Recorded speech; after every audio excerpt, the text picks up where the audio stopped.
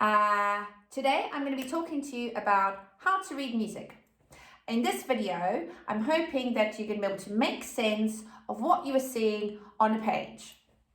Now you'll know from just listening to all different kinds of music that you've got high notes and you've got low notes. And you'll also know that you've got long notes and you've got short notes. Okay? And all of those different pieces of information can be written down on a page. Now, we always use what's called a stave, and you'll see that you've got 5 lines on the stave and 4 spaces. And here's what it looks like if I want to write notes down, okay? If I was going to start off with this note, which is the note C, and it's middle C on the piano, I would write that note on a line over here, and it would look like that, okay?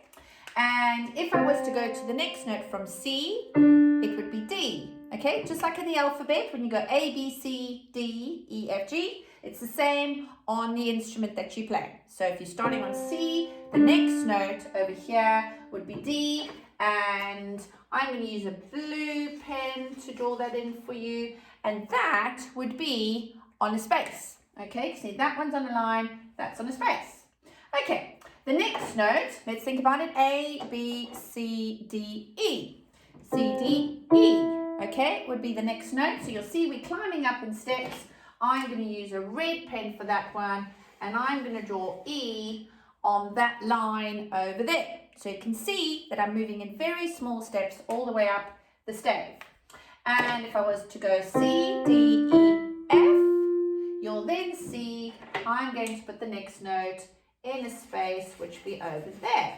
All right, and so it goes on. So you'll see that every note has got its own position on the stave, and it's either going to be on a line or it's going to be on a space. Those notes don't actually make any sense really on their own unless you've got this funny squiggly symbol at the beginning, okay?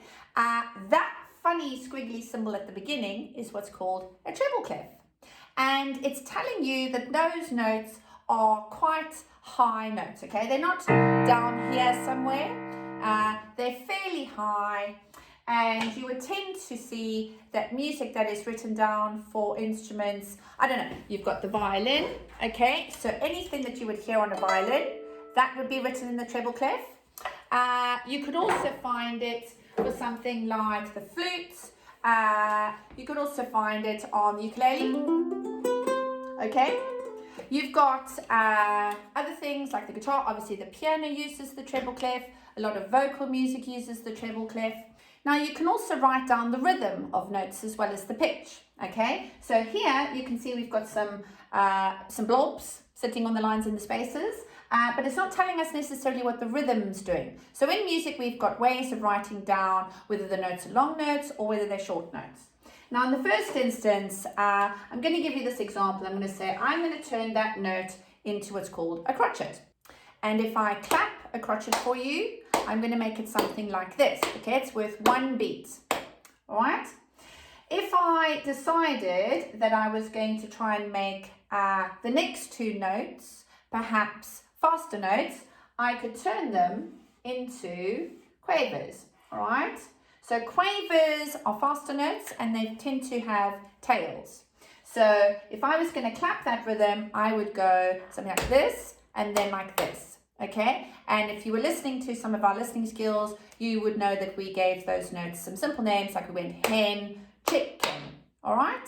So you can see that those notes look different because of the stems that they've got, okay?